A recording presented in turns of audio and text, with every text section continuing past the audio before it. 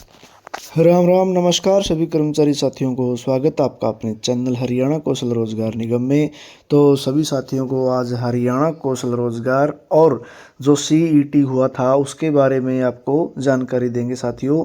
तो इन दोनों मुद्दों पर जो जानकारी दी जाएगी बहुत ही अहम जानकारी है उन सभी सीईटी उम्मीदवारों के लिए भी और एचकेआरएन जो फ्रेशर ज्वाइनिंग कर्मचारी हैं उन सभी के लिए भी जो जानकारी है बहुत ही अहम जानकारी है साथियों।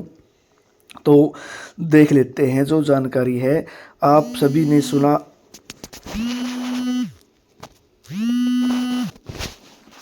तो आप सभी को पता ही है साथियों, जो हाल ही में अभी 18 तारीख को घोषणा की थी माननीय राज्यपाल जी ने विधानसभा में 14 तारीख को की थी कि जो सीईटी पास उम्मीदवार होंगे उनको 9,000 रुपये हरियाणा सरकार की तरफ से मिलेंगे 1 साल तक।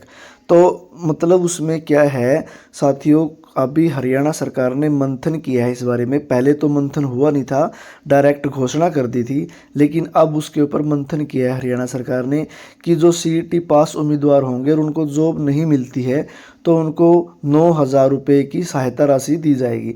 लेकिन अब हरियाणा सरकार ने फैसला लिया है कि उसके बदले 9,000 के बदले उनसे काम भी लिया जाएगा साथियों।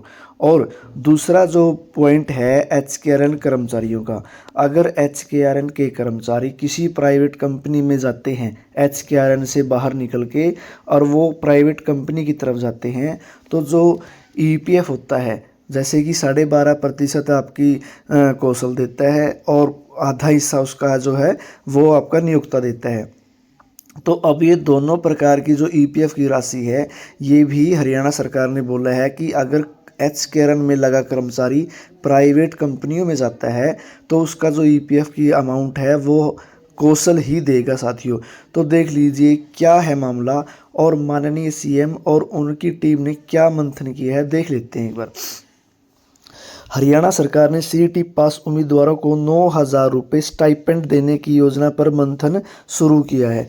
क्या मंथन है देख लीजिए।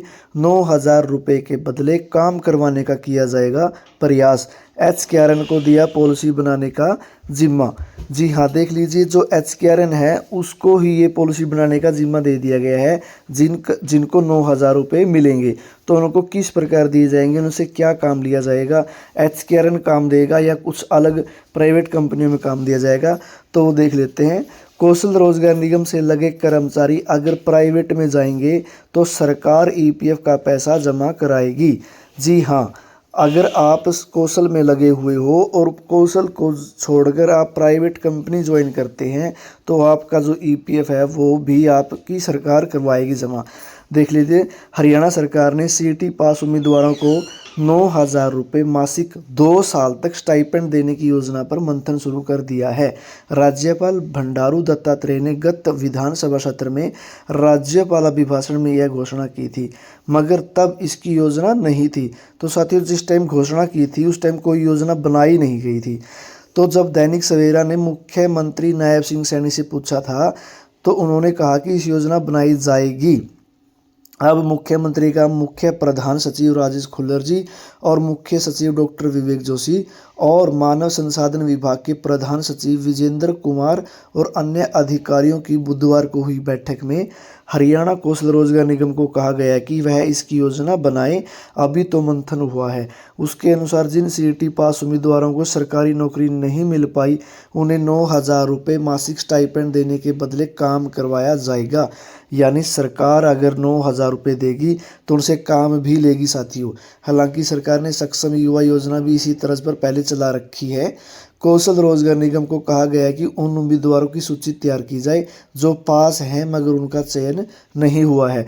तो साथियों, जो उम्मीदवार पास कर लेंगे सीईटी को तो उसका जो खाका, उसका जो डिटेल तैयार की जाएगी वो एचकेआरएन के जिम्मा दे दिया गया है, वही आपका डिटेल तैयार करेगी। दूसरी चीज़ है जो एचकेआरएन से संबंधित है। एचकेआरएन से लगे कर्मचारी अगर प्राइवेट में जाएंगे तो ईपीएफ का पैसा सरकार देगी। तो देख लीजिए क्या है मामला। अभी जो मंथन हुआ है उसके अनुसार हरियाणा कौशल रोजगार निगम के जरिए जो कर्मचारी लगे हुए हैं अगर वे सरकारी अस्थायी नौकरी छोड़कर, यानी जो कच्ची नौकरी है उसको छोड़कर प्राइवेट संस्थान में जाएंगे तो उनका ईपीएफ का 12% पैसा राज्य सरकार अदा करेगी और 12% हिस्सा नियोक्ता अदा करेगा।